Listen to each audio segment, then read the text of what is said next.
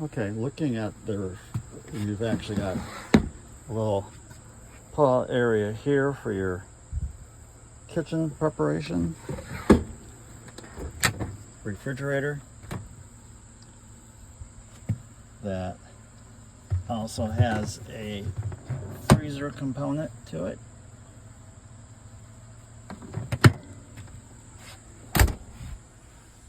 So then before I leave here, you've got a table. This table is fully adjustable, up or down, left or right. The cushions here, you notice that there are seat belts, and that means that you actually can legally transport a total of 4 people in this vehicle.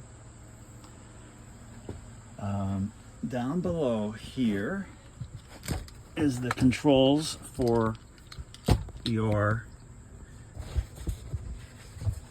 electrical circuitry. So you can see 12-volt circuit, the actual 120-volt circuit breakers, and then you've got your fuses right there. And that's also where your inverter is stored. And let's see. Okay, and you've got these different cushions that you use while you're driving. Most people are riding back there. This whole area here, all the way across, actually pulls towards me. And then you rearrange these cushions, and then that becomes your sleeping space. Okay, with that, then let's move to the back again so that you can see what's back here.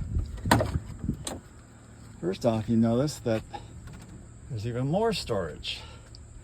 You've got a wardrobe, they call it. So you certainly can hang shirts, coats, whatever on that, or you can do like I did, put this organizer. And then you got a drawer. This is your shower curtain. That's what I have just sitting here. It would of course be hooked up there, and that shower curtain would go all the way around, or 2/3 the way around. Power cord, this is the heavy duty stuff, the one that you would use typically at a campground so that you could have the full ability for power. So over here, of course, is the actual functional bathroom. Got your light, you've got your vent with a fan. You can see we have ability to turn the light on up here and here, turn the fan on. Then, of course, we've got a little medicine cabinet. Hard to do with one hand. There we go. Lots of room in there. And we do this extra because the magnet latch really isn't reliable. You say, okay, where's the sink? Right here. Folds out of the wall. Swings here. Again, your water. I don't think I have the pump on, but here we go. I guess I did have the pump on. And then, as you can see, it goes down there and it winds up in your gray water tank. Hot and cold shower. And because last but not least is your toilet. Now you notice it looks like you're wide open here. Well, you're not really, because this door here and this door here will unlatch and slide across, meet one another, be held together by these magnets. So actually you can be in here, with privacy, while, for instance, while the driver is up in the front. the toilet itself actually pivots, so depending on your level of comfort, has a little indicator telling you when it's supposed to be emptied, and I can show you how that works. You can see the water coming from the freshwater tank for flushing purposes. Little switch here drains it into the holding tank, and I'll show you that in a moment. Oh, here's where your warm air would come out in this part of the cabin. And then turning to the back, behind this compartment, again, I'm not sure if I can do it with one hand, is how you access, hold on. This is how you access the cassette, as they call this, a cassette toilet.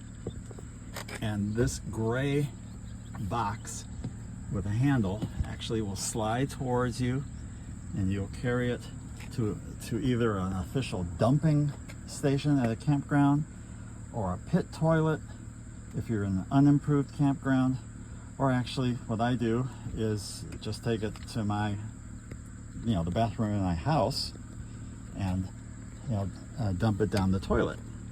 Then you rinse it out, and you put it back in place, and then we have this special liquid that causes everything to decompose quickly without and no smell.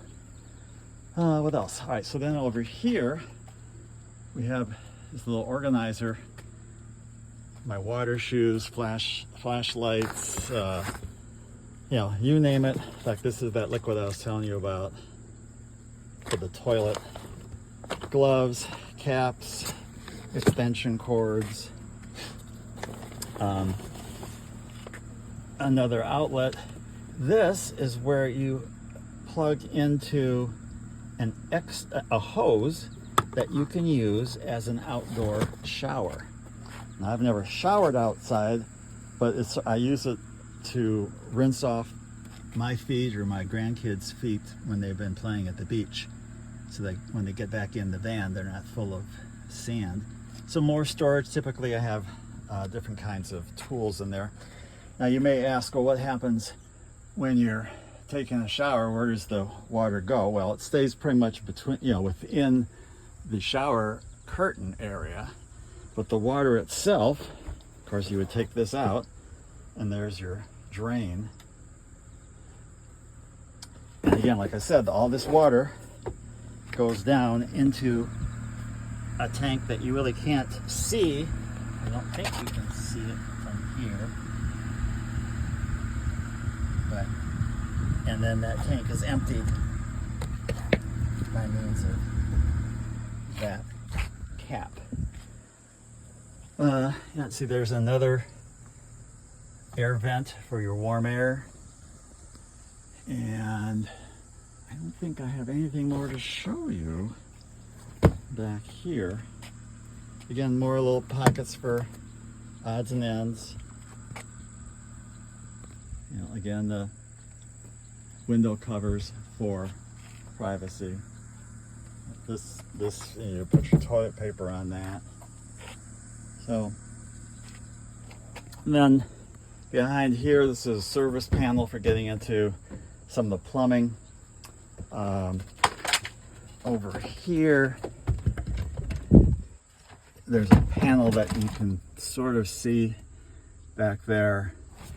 There's a inline water filter that gets changed once a year, so it may help freshen up the water that you get at a campground. So the microwave, small, but it does the job. And the same thing is that we wrap the glass, and you can see it's hardly ever been used, and wrap it so that it doesn't rattle. What else? So I think that's pretty much it in terms of features. If you don't like the table while you're driving, then I've seen what people do is they will disassemble it and then slide the table up here as well as its parts.